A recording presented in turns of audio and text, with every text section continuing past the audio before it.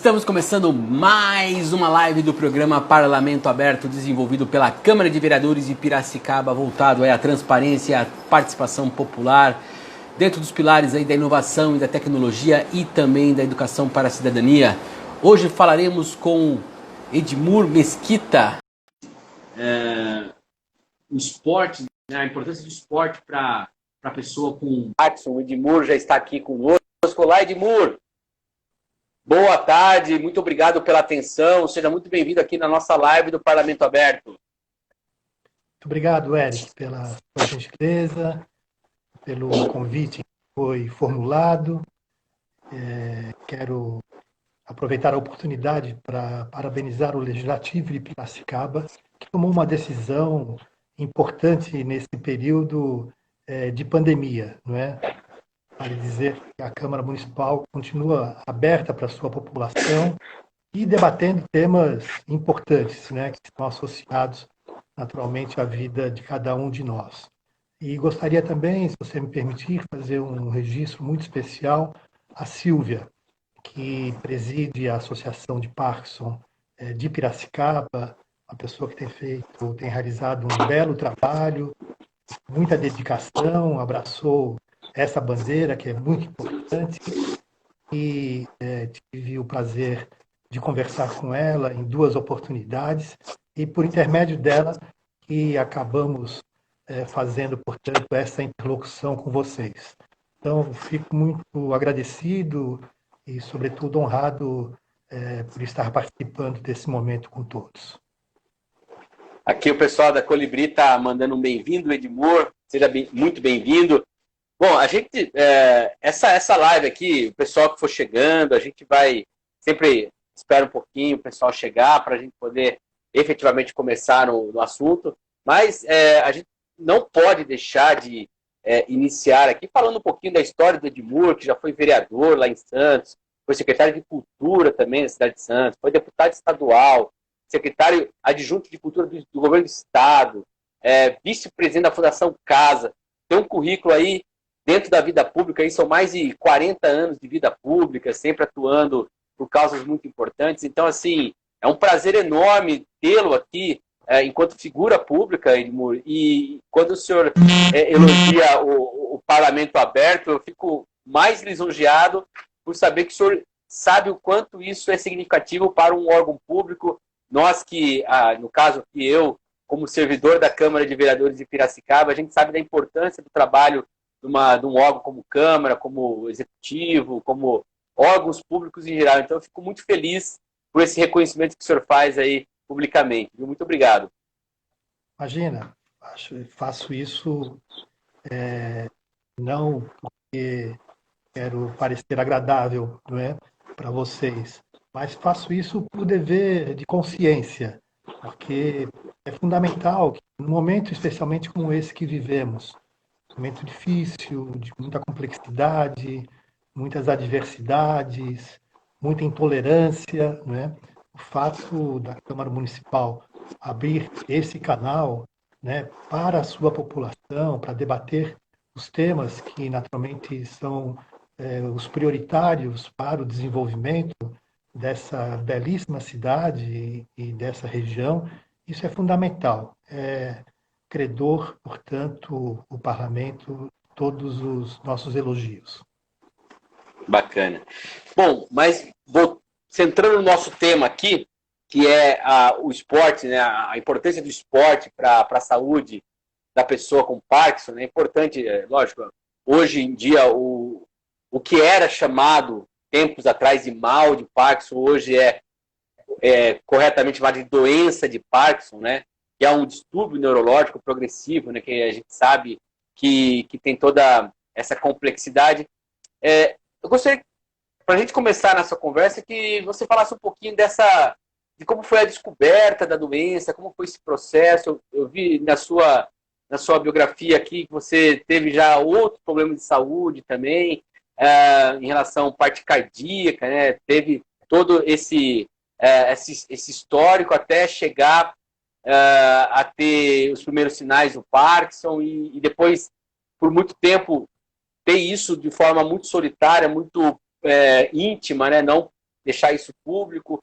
Então, eu queria que o senhor contasse um pouco todo esse processo que a gente sabe que é árduo, né? E aqui, eu particularmente, eu gostaria até de compartilhar, eu convivo, né? O meu sogro tem uma doença neurológica, não é Parkinson, é uma demência, é um outro tipo de doença neurológica, e a gente sabe como que isso afeta de uma maneira muito forte a pessoa, é claro, mas também todo o entorno dela. Então, eu queria que o senhor contasse todo esse processo aí para a gente introduzir as pessoas dentro desse assunto. Olha, eu acho que eu sou um caso a ser estudado detalhadamente, não é? Eu tenho, enfim, algumas doenças crônicas, começar por uma retocolite ulcerativa, fruto de um período que eu estudei em Goiás. Eu fui seminarista. Já recebi o perdão de Deus por ter sido seminarista.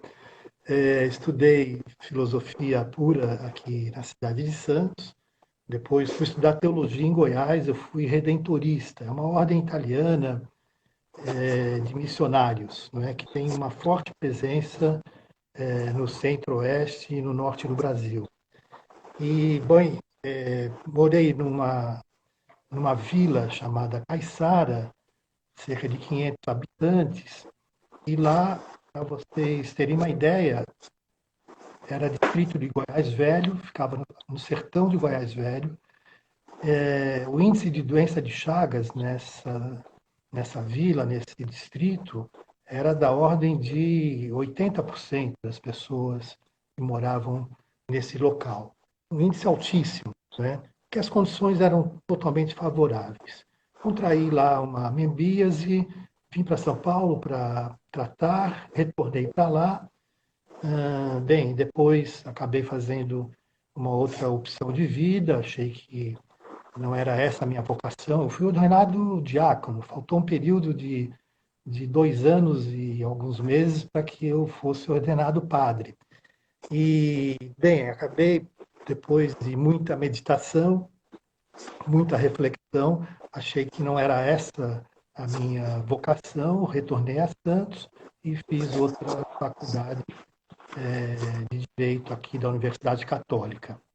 E, em razão dessa amebíase que eu contraí lá em Goiás, eu tenho essa retocolite ulcerativa, que é crônica, como medicamentos diários de uso contínuo, e sempre que isso está muito associado também ao lado emocional, não é? Mas já tive internado diversas vezes com crises muito violentas, muito fortes, não é? Bem, passou esse período, aí tive problemas relacionados ao coração. Coração muito apaixonado é um problema, né, Eric? Você sempre acaba tendo algo que possa lhe importunar. Mas eu tive um infarto em 2000, coloquei um stent, depois, em 2002. Depois coloquei outro stent em 2010, um segundo infarto. O primeiro foi muito forte, eu tive parada cardíaca, tive que ser reanimado. Sobrevivi por milagre. E em 2010, tive uma artéria secundária, e já era previsível que isso, num dado momento, fosse acontecer. E há 8 anos atrás, agora vai fazer 8 anos, dia 30 de outubro, eu tive que abrir o peito. Né? Eu estava numa reunião em Campinas, eu era titular da pasta de desenvolvimento metropolitano do Estado, numa reunião lá com a região metropolitana, com os prefeitos, comecei a passar mal, enfim, fui levado às peças para o hospital da PUC, fiquei na UTI para estabilizar, e depois de 14 horas fui removido de helicóptero Águia para o INCOR. Chegando lá, a equipe me aguardando para fazer o cateterismo de urgência, de emergência, e o resultado é que eu fui bombado nesse exame, né? A equipe até brincou comigo quando deu o resultado, dizendo, olha, agora não dá para fazer mais recalchutagem, ou seja, não dá para colocar mais stent, né? tem que abrir o peito. Então, fiz a cirurgia, coloquei 2 safenas e uma mamária. Passou 1 ano e meio, aproximadamente, eu tenho o diagnóstico de Parkinson. Foi, seguramente, a notícia mais impactante do que a cirurgia do coração, porque, de alguma forma, eu sabia que a cirurgia do coração era uma questão de tempo. Pelo meu estilo de vida, né, eu sempre fui muito dinâmico, dormia pouco, dormia mal, portanto, me alimentava mal, né? Então, eu sabia, e pelos antecedentes, e eu tinha todos os fatores de risco, né? Sabia que era uma questão de tempo. Então, quando me foi dada a notícia de que eu teria que fazer a cirurgia do coração, eu absorvi aquilo com muita naturalidade. O diagnóstico do Parkinson, não, porque foi algo absolutamente inesperado, né? Mesmo assim, eu saí da consulta de um médico em São Paulo, logo cedo essa consulta, retornei para Santos, que é a cidade que eu moro, e me tranquei no quarto. Me tranquei no quarto e entrei num processo de reflexão e de imersão pessoal muito profundo, né? A respeito do sentido da vida, dos desafios que ela apresenta para você e diante de uma diversidade como essa. Foi, eu diria, um momento muito profundo.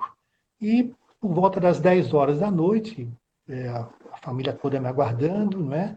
Saí do quarto, conversei com a família e falei, olha, eu já enfrentei tantos desafios, né? Não será esse que irá me derrubar. Então vamos enfrentar, né? E trabalhar muito e levar à risca o tratamento, né? Para que tenha uma qualidade de vida. Então, o diagnóstico da doença de Parkinson, portanto, criou esse impacto muito forte, mas, ao mesmo tempo, eu reagi também na mesma altura. Né? Reagi na direção de que tenho que enfrentar isso de cabeça erguida, né? Fazer o que tem que ser feito, para que, então, eu possa ter uma vida normal, como todas as outras pessoas têm. Não é? Bem, aí que em abril do ano passado, eu vendo televisão, assistindo um dos canais a cabo da Sport TV, eu vi um brasileiro chamado Calderano, que é carioca e é o 6º melhor jogador de tênis de mesa do mundo. E vendo ele jogar, eu fiquei muito impressionado. Eu pratiquei tênis de campo. Durante a minha infância, comecei muito novinho, com 8 anos. Com 13 anos, eu fui professor de tênis de campo, tive um certo talento, ganhei muitos títulos. E, bom, também passou todo esse período. Depois me tornei um jogador eventual e parei em definitivo. E vendo o Calderano jogar, eu fiquei muito impressionado com os fundamentos dele, com a velocidade. E no dia seguinte, então, eu liguei aqui para diversos clubes da cidade e acabei fazendo uma inscrição no clube chamado Saldanha da Gama. E comecei a treinar. O tênis de campo, de certa forma, me ajudou muito na parte dos fundamentos. Né? Claro que a gente não pode levar em consideração o tamanho da raquete, a comparação da mesa com a quadra, não é? Mas os fundamentos, os movimentos, de certa forma, têm uma semelhança muito forte, não é? E comecei a ganhar diversos títulos aqui no estado de São Paulo, até que um dia eu soube que seria realizado em Nova York o primeiro torneio mundial de tênis de mesa para as pessoas portadoras, portanto, da doença de Parkinson. Eu me inscrevi, junto com um outro colega, um outro atleta da cidade do Rio de Janeiro, da capital, e nós dois fomos representando o Brasil. Bem, tive, graças a Deus, um bom desempenho e fui vice-campeão mundial, né, nesse primeiro torneio que foi idealizado por um artista, um músico da melhor qualidade, um músico muito consagrado, muito popular nos Estados Unidos. Ele teve também a doença de Parkinson e evoluiu muito rapidamente. Ele era pianista, violonista e de tal maneira a doença evoluiu que ele não conseguia mais tocar piano e violão porque os dedos das mãos ficavam enrijecidos, né? Passou um período, um amigo dele falou, o nome dele é Nena de Bá. Nena, por que você não começa a treinar tênis em mesa? É um esporte interativo, um bom exercício para fortalecimento das pernas, o foco, a atenção, não é? A batida rápida, o reflexo. Conclusão, Eric, depois de cerca de 7 meses que ele começou a praticar, portanto, essa modalidade esportiva, ele voltou a tocar piano e a tocar violão, né? E ele, de tal maneira, ficou entusiasmado com isso, que criou um instituto nos Estados Unidos, chamado Instituto Ping Pong Parkinson, ligado à Liga Mundial de Tênis de Mesa, que fica na Alemanha, que é uma fundação, e, portanto, eles organizaram esse primeiro torneio, que foi em outubro do ano passado. E saí de lá, então, tanto para cumprir com essa função, né? Assumir publicamente a doença, isso me deu mais energia ainda, mais motivação ainda para enfrentar a doença e assumir essa causa, eu diria assim, como um chamamento da minha consciência, né? De que, diante de tudo aquilo que eu recebi de positivo da sociedade, das pessoas, das oportunidades que eu tive, né, de atuar no setor público e ter realizado bons projetos e sempre agindo com um perfil, não é, destacando a questão de natureza ética, da importância de você interagir com a sociedade e buscar caminhos novos. E eu fiquei muito motivado com tudo isso. Saí de lá, voltei e comecei então a conversar com as pessoas, né, com as entidades e traçar, eu diria assim, 3 metas. A primeira delas, do ponto de vista legal, é importante que a gente tenha uma legislação específica para os portadores da doença de Parkinson.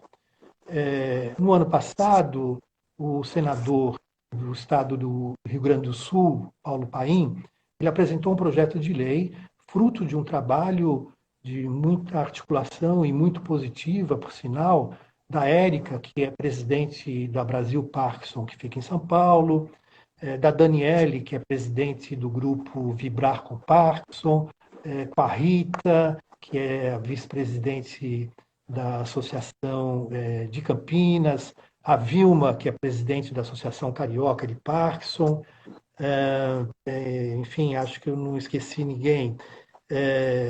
E todos então se mobilizaram, não é, para que então o senador Paulo Paim apresentasse esse projeto de lei. Foi aprovado no Senado da República, está tramitando agora na Câmara Federal, e a iniciativa do Paulo Paim, em conjunto com o deputado Ricardo Izar, que também preside na Câmara Federal uma frente parlamentar sobre o Parkinson, ele tem realizado um trabalho exemplar. Então, o aspecto legal é muito importante, né? Então, será transformado o mês de abril no mês de conscientização do Parkinson. A exemplo do que nós estamos vivendo esse mês de outubro, Outubro Rosa, que trata do câncer de mama, né? Em novembro, no mês que vem, o mês de novembro que Novembro trata... Azul. Novembro Azul, que trata enfim, tem problemas de próstata, não é? Então, essa iniciativa, do ponto de vista é muito importante, para que depois a gente possa ter uma ação mais efetiva junto aos órgãos governamentais, não é? No sentido de que seja estabelecida política clara a respeito dos problemas relacionados às pessoas que têm a doença de Parkinson. Então, esse é um passo fundamental. E depois você instituir isso do ponto de vista do governo federal, governos estaduais e os governos municipais. Então, esse é um passo a ser dado, que vale a pena, enfim, acompanhar. Então, essa é uma vertente do trabalho que estou, não é, junto com esse agrupamento extraordinário, estou dando a minha contribuição. Outro aspecto importante, outra vertente, diz respeito à parte de organização, de planejamento, ou seja, dentro de uma visão estratégica de médio prazo e também de longo prazo, com relação a essas entidades. Diversas entidades voltadas para o Parkinson estão sendo procuradas, né? Está sendo feito um levantamento por intermédio da Érica, enfim, por todas essas pessoas que eu fiz aqui a menção, e para que a gente saiba, afinal de contas, aonde estão essas pessoas, esses pacientes, não é? E de que maneira a gente vai poder integrá-los melhor na sociedade, já que existe um processo também de um certo preconceito a respeito dessa doença, não é? Mas o fato é que, identificando essas entidades, né, a gente vai poder saber um número mais aproximado, tanto de pacientes, né, e o que cada uma dessas entidades está realizando do ponto de vista de uma política social de integração do parkinsoniano na sociedade. E o terceiro ponto diz respeito, então, à atividade esportiva do tênis de mesa. O tênis de mesa um esporte, é uma modalidade que, de certa forma, transformou-se num instrumento que diminui e que atenua os sintomas do Parkinson. Não é? Nos Estados Unidos, a Academia Americana de Neurologia criou um grupo de estudos somente para fazer essa avaliação de por que e qual a causa do tênis de mesa influenciar positivamente na diminuição, portanto, desses sintomas que são muito variados. E, para concluir aqui, nesse momento, nós vamos...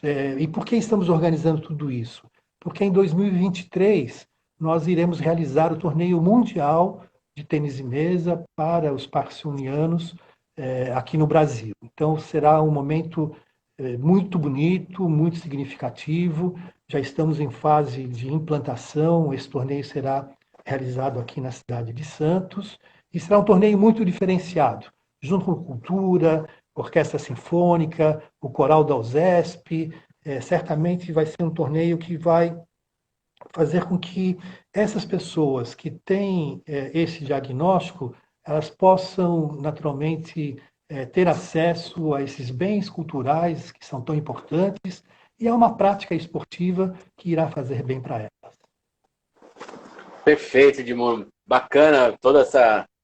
Como que o senhor consegue entrelaçar a sua trajetória também com as suas atividades aí dentro dessa estratégia muito bem explicada para trazer o assunto.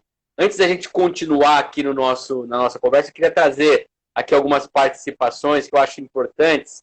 O Mauro Rontani, que é diretor do departamento administrativo aqui da Câmara, ele está mandando aqui um recado assim, ao Edmur, quando deputado foi muito dinâmico. Hoje cumpre um importante papel de ajuda aos parkinsonianos. Então, ele está elogiando o seu papel aqui enquanto deputado estadual. O Mauro Rontani, que é um parceiraço nosso aqui do Parlamento Aberto. A Silvia Simões também está mandando aqui, dizendo que é uma honra recebê-lo. O pessoal do Colibri Parkinson, aqui de Piracicaba, está fazendo uma pergunta que eu acho muito importante. E aí eu queria fazer essa pergunta trazendo uma parte minha e uma parte deles. A parte minha é que eu queria que você contasse um pouquinho como que foram os primeiros sintomas, e eu acho importante trazer isso, Edmur, mais como orientação, né, para que as pessoas saibam entender como que esses sintomas se manifestam inicialmente. E aí, a segunda parte da pergunta eu encaixo com o que o Colibri está perguntando por que o senhor acha que o diagnóstico foi mais impactante, que é algo comum entre as pessoas que são diagnosticadas com a doença de Parkinson. Então, eu queria que o senhor falasse sobre esses dois aspectos. Olha, Com relação ao diagnóstico, foi o que eu disse, né? Era algo que não estava previsto, né? Então, eu estava numa viagem, enfim, fora do país. Num dado momento, eu abracei a minha esposa e ela falou: "Poxa, Edmur, você está tremendo, né?" Eu falei: "Não, sei, não tinha percebido isso." Eu falei: "Olha, deve ter um pouco de cansaço da viagem." Bom, quando eu retornei para Santos, conversei com o meu irmão. Eu tenho um irmão que é médico, e conversei com ele, e ele falou: "Olha, não, vamos marcar uma consulta com um neurologista." E nessa consulta, o exame clínico já identificou, portanto, o diagnóstico da doença de Parkinson, não é? Do ponto de vista de sintomas, eu acho que eu sou uma pessoa muito privilegiada nesse aspecto também, não é? Eu tenho poucos sintomas. Eu tenho, às vezes, quando eu deito, um pouco de tremor na região do tórax, não é? Nos braços, e o meu tom de voz. Às vezes ele cai, tem dias que nem eu consigo me ouvir, não é? Cai bastante. É, São os sintomas que eu apresento, né? Tem um bom sentido de direção. Esse é um sintoma da doença de Parkinson. Um dia estava até comentando com a Daniele, que é do Vibrar com Parkinson. Eu aqui na cidade de Santos, a cidade de Santos é dividida por canais, né? E nas laterais dos canais tem as muretas que devem ter mais ou menos 70 centímetros de largura. E um dia de manhã, um domingo, eu fui fazer minha caminhada na praia e eu coloquei na cabeça que eu tinha que dar os meus primeiros passos em cima dessa mureta, né? Eu sou alto, tenho 1,85 de altura e a mureta é, enfim, 70 centímetros de largura. Bom, comecei a andar, caminhar, né? E consegui. Quando chegou num dado momento, eu falei: bom, eu já conquistei aqui algo importante, não é? E desci da mureta, fiz a minha caminhada na praia e retornei para a minha residência na hora do almoço. Chegando em casa, no almoço, comentei com a família, né? Falei: olha, fiz isso, etc. Pô, foi super bacana, sentido de conquista, de superação, né? Olha, tomei uma bronca generalizada. Meus filhos me condenaram para o resto da vida, toda a família. E, bem, aí marquei. Eu tenho dois neurologistas. Conversei com o primeiro, expliquei para ele que tinha feito essa experiência, né? E aí ele falou: poxa, Edmur, não faça mais isso. Você se arriscou, poderia ter caído no canal, poderia ter se machucado, né? E, de fato, não é apropriado que você faça a caminhada na mureta do canal, faça na praia normalmente, né? Passou um período, aí tive a consulta com outro neurologista, que é psiquiatra também, uma figura extraordinária e muito experiente e acadêmico, e, e expus para ele também essa experiência. E a reação dele qual foi? Poxa, Edmur, que maravilha, né? Você conseguiu fazer algo que muita gente naturalmente não se arriscaria a fazer, né? Então você veja às vezes como a cabeça, né, das pessoas tem focos diferenciados, né? Então, o sentido de direção eu tenho claramente. Eu faço minhas caminhadas na média 5 a 6 vezes por semana, tenho um bom sentido de direção. Claro que os sintomas são muito variados e, dependendo do grau, né, você pode chegar. Tem pessoas que não conseguem dar um passo, ficam estáticas. No torneio que eu participei em Nova York, um japonês com 67 anos aproximadamente, ele com 17 anos tinha sido campeão mundial, né?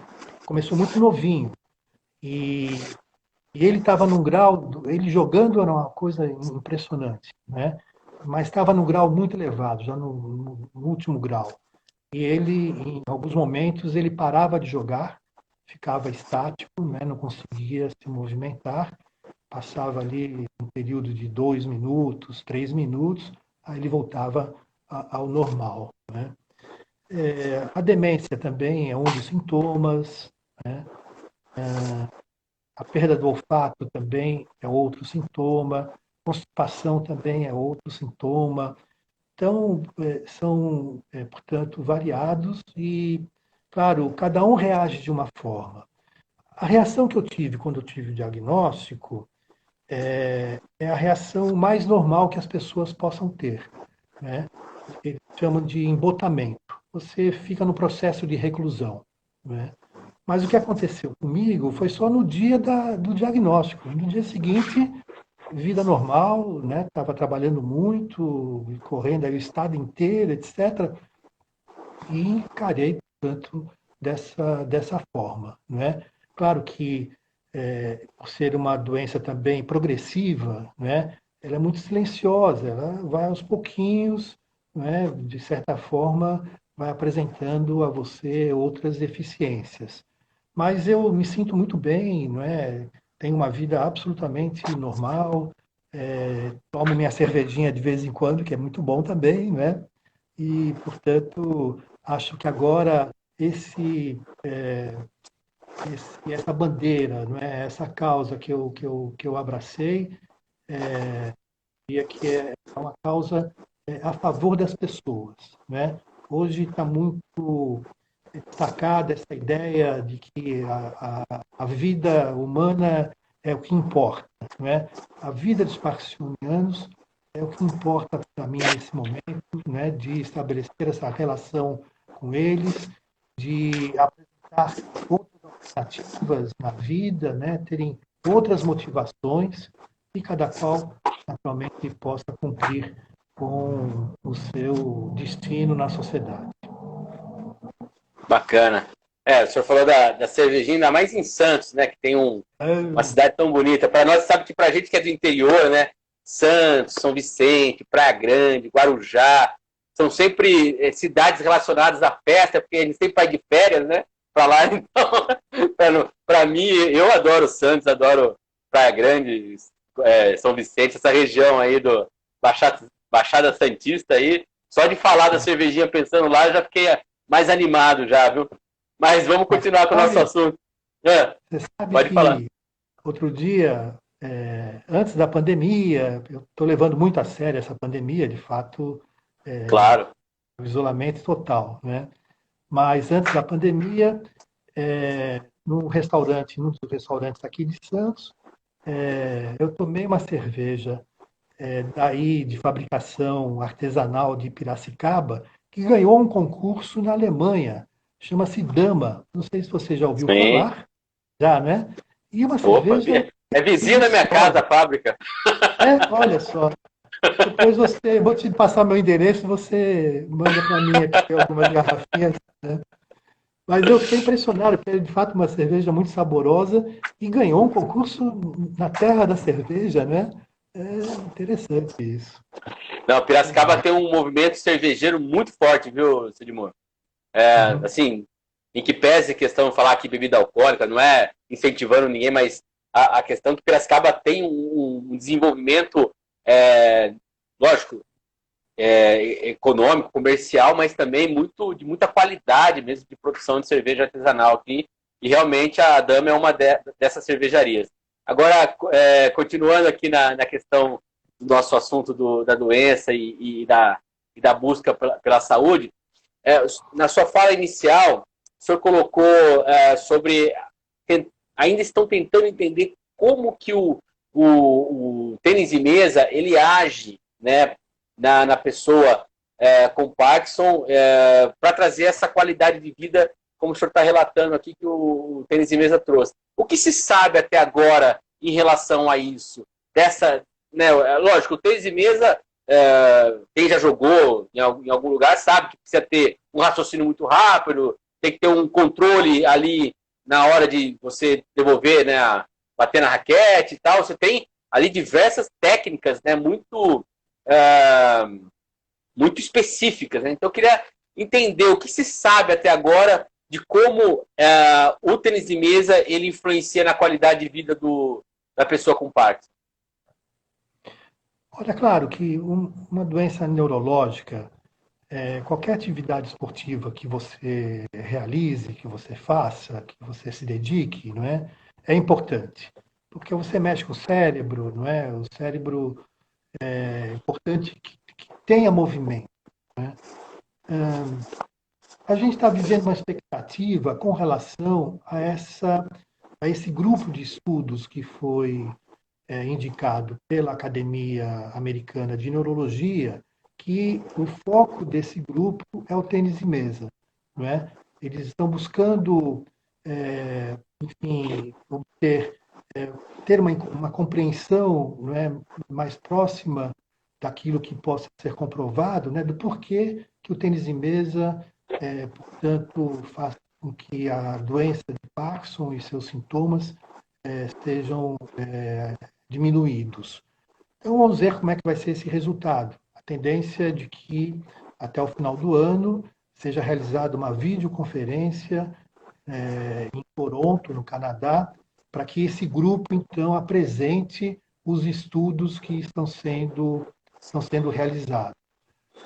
Praticamente, por aquilo que a gente percebe, com outras pessoas que também têm a doença e estão jogando tênis em mesa, essas pessoas têm uma qualidade de vida melhor. Não é? Então, esses sintomas clássicos que os parkinsonianos têm, há uma diminuição real a esse respeito. Então, de alguma forma, claro que há uma integração, não é, da prática esportiva de uma determinada modalidade no sentido de melhorar tanto esses sintomas que os parkinsonianos têm.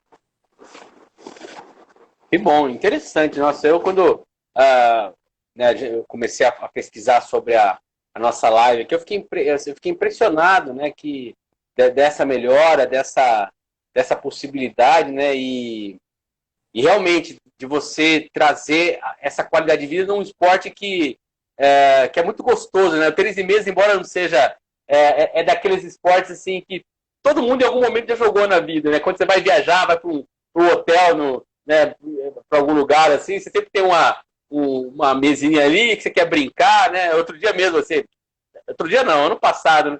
Eu fui num hotel aqui em Piracicaba, aqui perto de Piracicaba, e aí tava com meu sobrinho lá, ficamos o dia inteiro jogando tênis de mesa lá. É um esporte realmente bastante da nossa cultura enquanto, né? E aí eu queria que você comentasse um pouquinho como que foi o primeiro contato com o esporte, assim, né? E você foi com o Emerson Maeda, né? Não é qualquer pessoa, treinador aí reconhecido. Como que foi esse contato com o esporte, todo esse processo de aprendizado? Me surpreendeu e surpreendeu a muita gente também, né? Porque num curto espaço de tempo eu tive conquistas extraordinárias, não é? Nós temos aqui no estado de São Paulo a Liga de Tênis de Mesa, a Liga Nipo Brasileira, não é? Que realiza, na média, 10 torneios por ano. 10 torneios por ano. Para você ter uma ideia da dimensão desse torneio da Liga Nipo Brasileira, que são todas as categorias, não é? É considerado o maior torneio de tênis de mesa da América do Sul. Num dia desse torneio, feito num dia só, começa às 8 horas da manhã e vai até a noite. E num dia chega a ter cerca de 650 a 700 atletas jogando. É um torneio fantástico, né? E agora é importante porque foi feita uma parceria da Liga Nipo Brasileira com a Confederação Brasileira de Tênis e Mesa. A sede fica na cidade do Rio de Janeiro. Já me encontrei com o presidente da CBTM em diversas oportunidades e, enfim, ele também está muito entusiasmado com esse trabalho que está sendo desenvolvido por intermédio, portanto, do tênis de mesa com relação à doença de Parkinson. É porque chama-se Alaor Azevedo. Ele é médico, então ele sabe a importância, portanto, dessa prática esportiva para as pessoas que tenham qualquer tipo de doença, não é? Mas então eu ganhei, fui campeão na Liga Nipo Brasileira na quarta edição que eu joguei, né? Depois fui vice-campeão em outras duas. Ganhei torneio da Kenzen, que também é uma associação muito tradicional aqui no estado de São Paulo, no Brasil. Nesse período de abril, meu primeiro treino com o Maeda, que é um técnico extraordinário, uma figura humana também muito afável, etc. De abril de 2009 até dezembro, meados de dezembro, 2019, perdão, eu ganhei 14 títulos. 14 títulos. Caramba! E esse, claro, Mundial que foi, né, foi uma experiência de vida enorme, né? Eu, no primeiro dia do torneio, lá em Nova York, eu fiquei observando as pessoas, né? E eu me projetei para o futuro, né? Então, vendo aquelas pessoas que tinham sintomas mais profundos, né? Falei, caramba, eu estou me vendo ali no futuro, né? E fiquei um pouco para baixo, meio pensativo, mas no dia seguinte, aí quando o torneio começou a valer e eu comecei a jogar, tal, aí eu percebi que esse torneio tinha um caráter simbólico dos maiores, né? Porque ali aquelas pessoas com sintomas graves, né?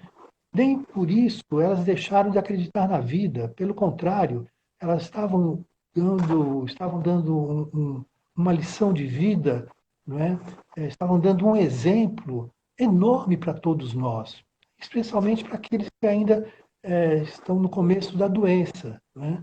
Então, foi seguramente de tudo que eu passei na vida, essa foi uma das mais gratificantes, uma das experiências mais gratificantes, né? Porque percebia no olhar das pessoas, não é? E olha que mesmo cada um tendo naturalmente os seus sintomas, etc., nem por isso você deixa de ser competitivo, é competição para valer, né? E tem muita gente, tem Você muitos nunca quer atletas, perder, né? não, claro que não, né? E você tem muitos atletas que começaram novinhos, alguns com 5 anos de idade, 6 anos de idade a jogar, né? E tiveram a doença, claro, ela se manifesta normalmente a partir dos 55 anos. Tem casos precoces, né?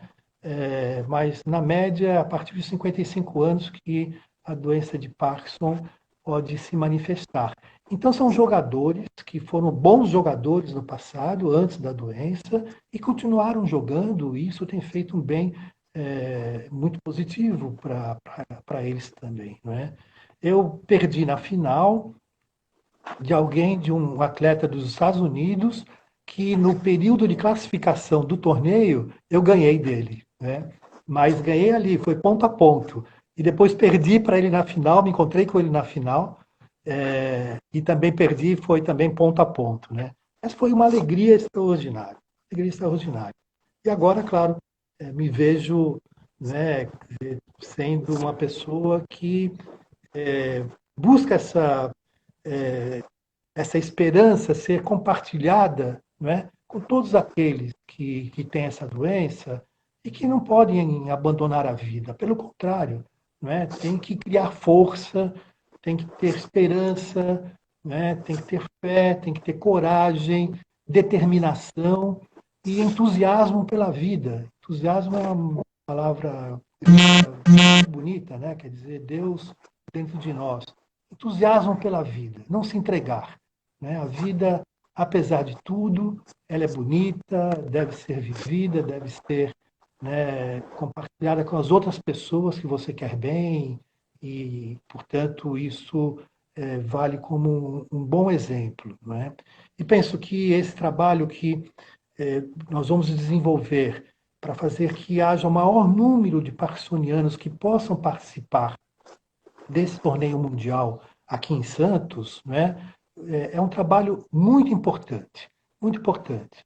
Segundo os levantamentos preliminares, nós temos no Brasil cerca de 40 a 45 entidades registradas com CNPJ, fora outros grupos que normalmente existem em alguns clubes, em igrejas e assim por diante. Não é? Esse diagnóstico de identificar, né, essas pessoas, onde elas estão, etc., é muito importante. É um ponto de partida fundamental para que a gente possa depois integrá-los, né, na prática do tênis de mesa e participarem, portanto, desse torneio que será realizado em 2023 aqui em Santos. Bacana. O pessoal lá da Colibri mandou aqui um recado, né, que eu ia citar para a gente poder entrar num assunto que é mais amplo aqui em termos de abrangência, que é o seguinte: aqui em Piracicaba, a Câmara, né, inclusive a Câmara de Vereadores, já aprovou o mês de abril como o mês da tulipa vermelha, né, de conscientização das doenças de Parkinson. E aí eu queria que você tratasse um pouquinho da questão do preconceito, né? Isso, muito do que o senhor colocou aqui durante toda a nossa conversa é permeado pelo preconceito, e o preconceito acaba atingindo também, né, a pessoa na hora da sua ali que ela recebe o diagnóstico, né, tem todas essas questões. Então, assim, qual que é o trabalho, né? A gente sabe que, né, já foi relatado, deve ser feito, mas de que maneira o senhor acredita que esse preconceito vai ser diluído, ou até, quem sabe, aí no futuro as pessoas compreendam melhor o Parkinson, mas qualquer outro tipo de doença neurológica. E aqui eu faço um pequeno aspecto, trazendo uma outra referência que parece meio fora, mas eu acho que dá para caber aqui. Né? No filme lá do Coringa, não sei se o senhor chegou a assistir, mas é um filme interessante, tem vários aspectos ali. E ele fala uma questão que o problema de ter uma doença neurológica é que as pessoas exigem que você haja como se não tivesse, né? Então, aí mora muito o preconceito em torno da doença. Então, eu queria que o senhor falasse um pouquinho qual que é a sua perspectiva, já que o senhor está dentro desse trabalho, de diminuir essa situação. Olha, Eric, tem um filósofo americano que ele escreveu uma frase muito interessante. Qualquer dia, em qualquer lugar, você há de se encontrar consigo mesmo. E só depende de você que esse seja o seu pior ou o melhor momento da sua vida.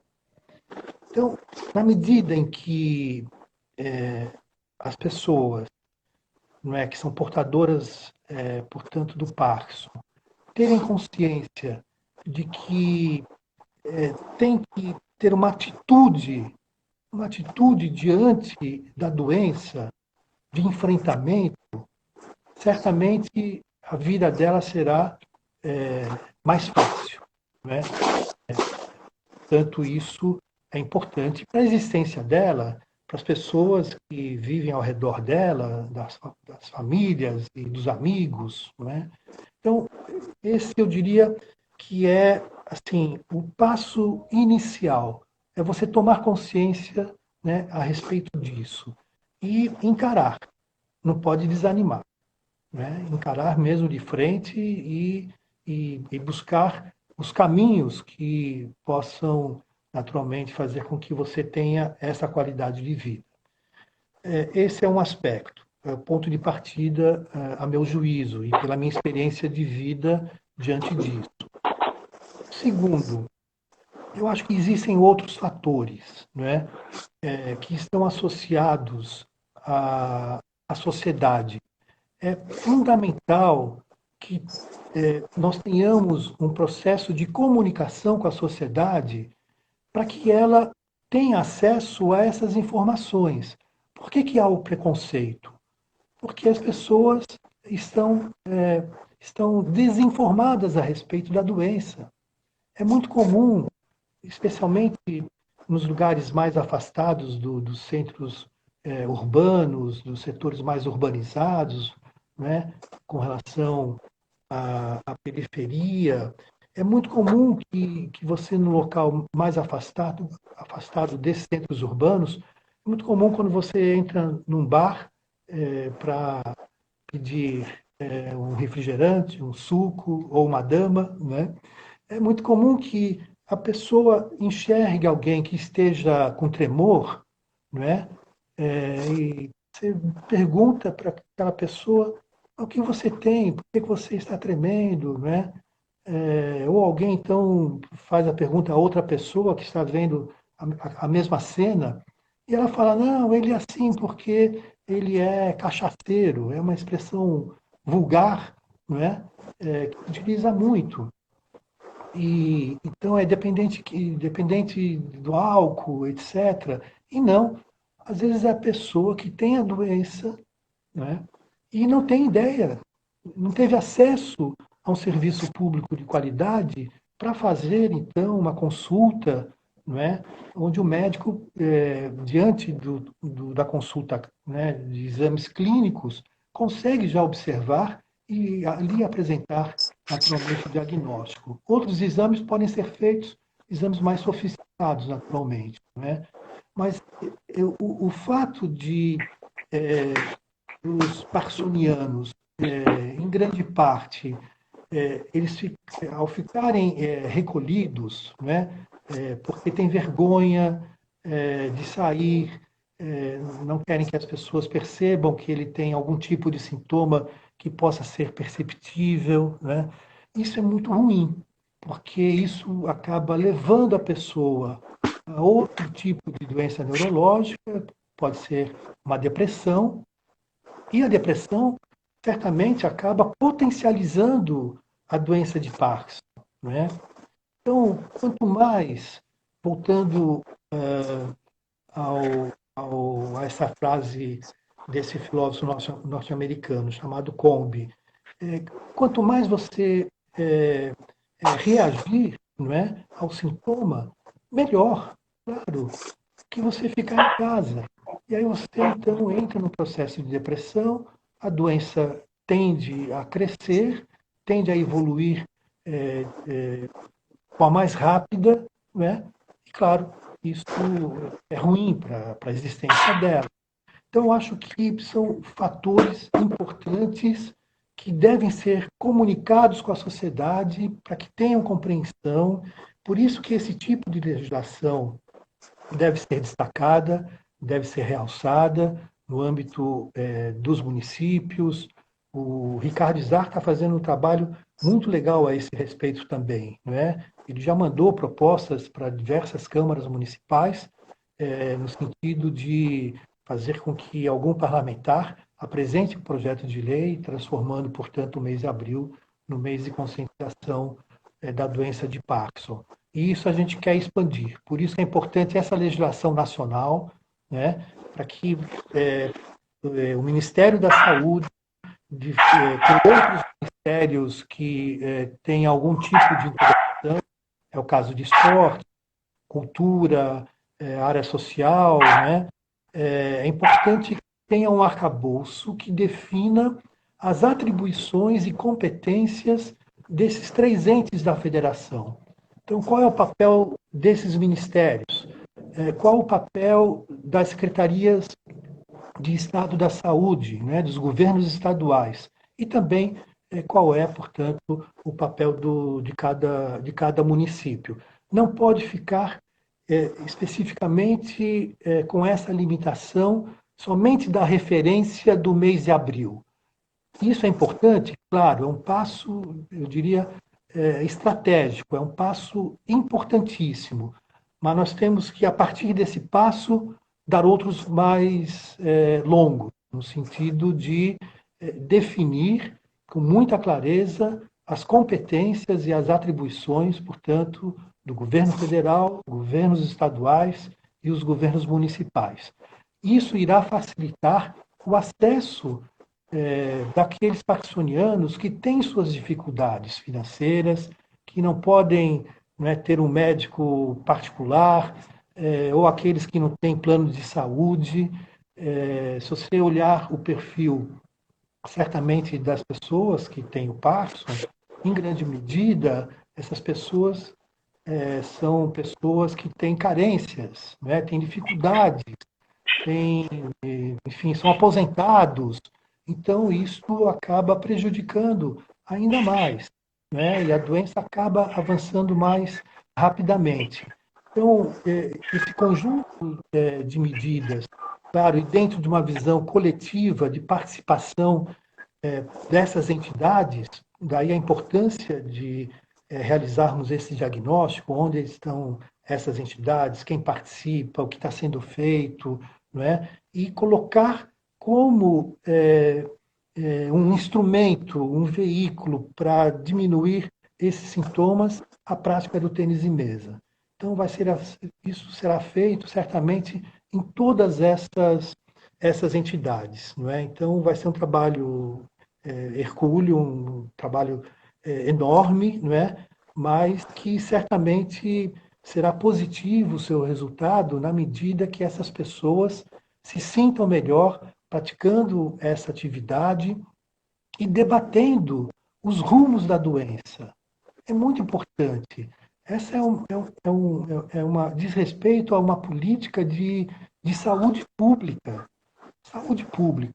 E quando eu falo política, claro que é importante compreender isso do ponto de vista lato sensu. Não é a política partidária, isso é outra história. Né? Quais são e quais serão os compromissos, não é? E as responsabilidades a serem assumidas, né, pelo setor público. Pelo setor Perfeito. público tem que ter um papel fundamental. E ouvindo, claro, naturalmente, essas entidades, não é? Quais são as suas preocupações, quais são as suas angústias, não é? Mas, sobretudo, de que maneira a gente poderá dar passos para que a gente conquiste espaços importantes e a doença de Parkinson possa ser vista de uma outra maneira, diminuindo também essa imagem que se tem a respeito do preconceito. Perfeito. Infelizmente, nós estamos já terminando aqui a nossa live. Estamos com quase 58 minutos. Aqui no Instagram, quando dá 1h, 59, né? 60 minutos ele trava, ele corta. Então, para não cortar antes, eu vou terminando um pouco antes. Só registrar aqui a presença da Associação Campinas de Parkinson. Obrigado por prestigiar a gente aqui. E a Silvia está dizendo o seguinte, ó, se Deus quiser, a Colibri vai estar em Santos em 2023. Então, o Edmur pode ir treinando. Treinando forte, ela diz ainda. Então é isso aí. Muito obrigado pela sua atenção, Edmur, pelas suas palavras, pelo seu exemplo de vida, pela maneira como o senhor trata aí, de uma forma tão brilhante, uma situação tão difícil quanto é ter uma doença como o Parkinson. Então, para mim é um prazer enorme. Fico muito grato que o senhor tenha atendido o nosso convite aqui. E parabéns por todo esse trabalho, viu? Olha, Eric, eu que tenho aqui a apresentar a minha gratidão a você por essa oportunidade, não é? Que esse processo de diálogo é muito importante, né? E gostei demais de ter você como aqui o meu entrevistador, né? Obrigado. Vamos construindo o caminho, né? Isso que é mais importante. Eu só queria fazer aqui alguns agradecimentos rapidamente para a Érica, que é lá de São Paulo, da Brasil com Parkinson, a Daniele, a Silvia, a Rita, a Vilma, lá do Rio de Janeiro, a Márcia, que é presidente da Associação Brasil Parkinson, daqui da Associação de Parkinson da Baixada Santista, a Cláudia, também ao meu amigo, que muito provavelmente deve estar acompanhando, lá do Rio de Janeiro, que é o Roberto Moran, que foi o outro atleta que participou do torneio mundial, que foi o terceiro colocado no mundial, e juntos fizemos uma dupla, fomos pegamos terceiro lugar também em duplas, né? Mas olha, deixar aqui um abraço muito afetuoso a você, a Larissa, que foi muito gentil, né? A todos aqueles que acompanharam essa live, e dizer o seguinte, olha, não desanime, né? A vida é feita de desafios. A vida tem que ser vista com a perspectiva de que o que nós passamos nesse momento, isso é passageiro, né? Vale dizer Perfeito. que é fundamental nós termos essa esperança, nós